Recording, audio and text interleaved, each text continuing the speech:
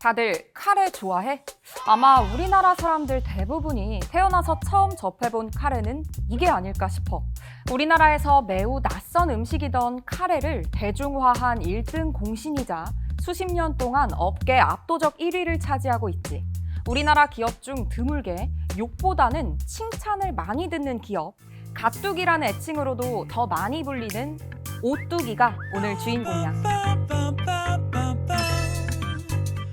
오뚜기의 역사는 아버지와 할아버지에 이어서 대대로 사업가 기질을 타고난 창업주의 손에서 시작돼. 이 창업주 함태호 회장은 북한에서 낳고 자란 사람이야. 할아버지부터 아버지까지 집안 대대로 크게 사업을 했는데 광복 이후에 왜 남북으로 갈라져서 이념 대립이 극심했잖아. 그때 북한에서 사업가는 악한 지주 계급으로 몰렸어. 계속 있다가는 사업은커녕 목숨을 부지할 수 있을지도 장담하기 어려운 상황이었어. 그렇게 함 회장의 아버지가 먼저 내려와서 부산에 자리를 잡고 함 회장도 뒤따라 내려오게 돼. 그러다가 함 회장이 대학을 졸업할 때쯤 아버지가 한 식품 회사를 설립해. 조흥화학공업 주식회사라는 곳인데 여기서 사카린 같은 식품 첨가물을 만들어서 팔았어. 함 회장은 여기 아버지 밑에 들어가서 식품 사업과 경영에 대한 전반을 배워. 우리가 아는 오뚜기의 이 트레이드 마크, 웃고 있는 어린이 로고도 함 회장이 기획실에 있을 때 주도해서 만든 거야. 그러던 어느 날 갑자기 카레에 확 꽂히게 되거든. 상품 기획차 일본을 방문하게 되는데 그때 일본에서 되게 유행했던 것 중에 하나가 카레였어. 이걸 먹고는 매운 걸 좋아하는 우리나라 사람들이 주식으로 먹는 밥에다가 이걸 부어 먹으면 딱이겠다 하고 꽂힌 거야. 그래서 일본에서 직접 레시피를 배워와서 귀국하자마자 카레를 만들기 시작해. 그렇게 1968년에 우리나라에 딱 처음으로 카레를 선보였거든. 근데 반응이 좀 많이 안 좋았어. 워낙 이게 카레라는 게 생소했던 거야. 그때 이 조흥에서는 뉴슈가라는 감미료로 한창 잘 나가고 있었거든. 회사 내부에서는 잘 나가는 상품을 두고 굳이 낯설고 반응도 나쁜 카레를 굳이 왜 팔아야 되냐는 분위기였어. 그런 분위기 속에 함 회장은 아버지로부터 벗어나야겠다고 결심을 해. 아버지 회사에 사직서를 내면서 그가 요구한 건 두 가지였어. 카레라는 본인의 아이템, 그리고 오뚜기 상표였어. 그렇게 조흥에서 마음 맞던 직원 몇 명을 데리고 나온 함 회장은 1969년 5월 즉석 분말 카레 상품을 선보이면서 사업을 시작해.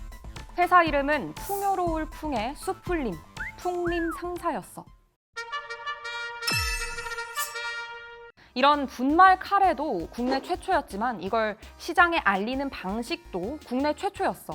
왜 앞에 벤츠편 본 사람들은 알 텐데 아무리 혁신적인 게 세상에 나와도 그 생소한 물건을 왜 써야 하는지 설득을 못하면 말짱 도루묵이잖아. 함 회장은 영업사원들이 거래처를 직접 방문해서 제품 진열까지 돕고 소비자랑 가까이에서 대면하는 루트 세일이란 방식으로 홍보를 시작해. 또 이게 낯서니까 한번 먹어보도록 해야겠지. 국내 처음으로 시식 판매 제도를 도입했고 또 영업용 차량에다가 이 오뚜기 마크를 붙이고 다니기도 했는데 이게 지금은 되게 뻔한 방식인 것 같은데 그때는 차에 광고를 붙인 게 처음이었대. 이렇게 사람들이 카레에 더 이상 낯을 가리지 않도록 적극적으로 알린 다음에 1981년에 내놓은 게 국내 간편 요리의 조상이라고 할 수 있는 3분 요리야.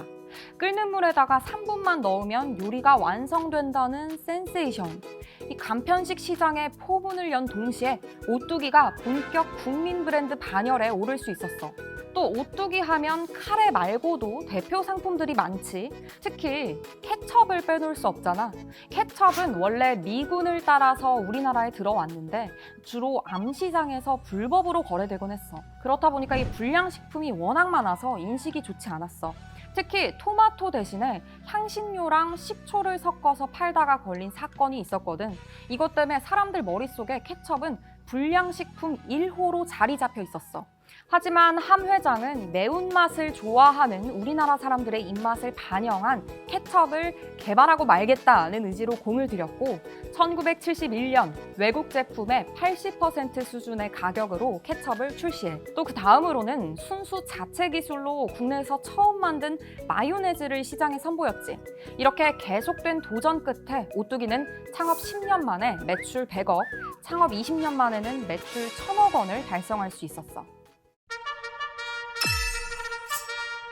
또 이 오뚜기 하면 이 착한 기업의 대명사로 꼽히잖아. 이게 파도 계속 나온다는 미담 때문인데, 일단 1992년부터 심장병 어린이 수술비를 지원하기 시작해서 지금까지 도와준 어린이가 5천 명이 넘는데, 또 요즘 대세가 아무도 모르겠다는데 다음날 쏟아지는 기사 때문에 모두가 알게 되는 유명인들의 몰래 한 선행이잖아. 오뚜기는 근데 진짜로 아무도 모르게 10년 동안 베푼 선행이 뒤늦게 알려졌어. 이 노숙인들한테 무료로 토스트를 나눠준 석봉 토스트에 오뚜기가 소스를 10년 동안 무상으로 지원했다는 거야. 김석봉 대표가 자서전에 이 얘기를 쓰면서 한참 뒤에 이 얘기가 알려졌어. 또 함영준 회장이 1,500억 원에 달하는 상속세를 다 내겠다고 하면서 가뚝이라는 애칭으로 불리게 돼. 다른 기업들은 어떻게든 안 내려고 꼼수를 부리는데 그런 모습들하고 좀 대조가 됐다는 거지. 또 비정규직 비율이 낮다는 것과 10여 년간 라면 값을 동결했다는 것도 가뚝이라는 명성을 공고히 했어. 요 근래 산업계 최대 화두는 ESG 경영이잖아. 이게 뭐 기업들이 착해서가 아니라 결국 돈이 되니까 하는 거거든. 이 가뚝이 이미지 덕분에 오뚜기는 소비자 마음을 꽉 사로잡았어. 실제 2017년 대통령이 가뚝이라는 별명을 직접 언급하며 오뚜기를 청와대에 초청했을 때 주가와 매출이 확 뛰었었지. 근데 이 가뚝이 이미지가 되레 칼날로 작용하기도 해. 오뚜기란 기업이 과대평가됐다는 지적들이 계속 나오고 있는 거지. 일례로 지난해에는 식품 업체들이 고추냉이보다 싼 겨자물을 사용하고 원재료는 고추냉이라고 속인 사건이 불거졌는데, 이렇게 적발된 회사 중엔 오뚜기도 있었어. 가뚝이라는 명성이 있는 만큼 소비자들의 배신감은 더욱 컸겠지. 또 관계사 일감 몰아주기와 상호 출자로도 비판을 받아왔지. 그것 때문에 기업 지배구조 등급평가에서 최하 등급을 받기도 했는데, 최근에 라면 물류지주사를 흡수 합병하기로 하면서 지배구조를 단순화했어. 오뚜기는 50년이 넘도록 커다란 위기 없이 국내에서 입지를 탄탄히 다져왔어. 창립 이후로 한 번도 매출 성장을 기록하지 않은 해가 없고, 삼양 같은 기업이 크게 흔들린 우지파동 같은 위기 속에서도 크게 흔들리지 않고 잘 넘겨왔어. 그런 오뚜기 앞에 놓인 현재 최대 과제는 해외 시장 개척이야.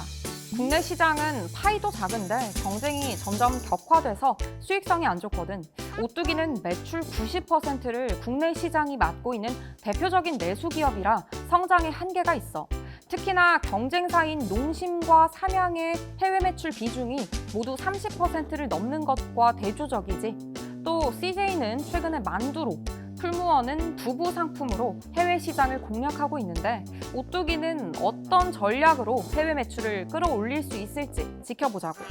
오뚜기가 라면 시장에서 2위로 올라선 지도 어느덧 10년 정도 됐는데 아직도 압도적 1위인 농심하고 격차가 매우 커. 2015년에 히트를 친 이 진짬뽕 이후로 차별화된 상품이 없다는 지적도 계속해서 나오고 있지. 오뚜기가 다루는 품목만 2,600개가 넘는데 또 다른 히트 상품 발굴 또한 오뚜기 앞에 놓인 과제야. 오늘은 카레의 대명사로 우리나라에서 50년 넘게 자리를 지켜온 오뚜기에 대해 알아봤어. 사실 이 완벽하지만은 않은 오뚜기가 가뚝이라는 명성을 얻게 된 이면에는 다른 기업들이 너무 부끄러운 행태를 많이 보였다라는 아쉬운 점이 있지.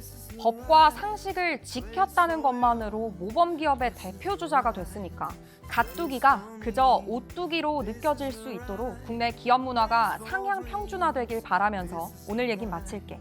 그럼 다음 주에 봐. 안녕.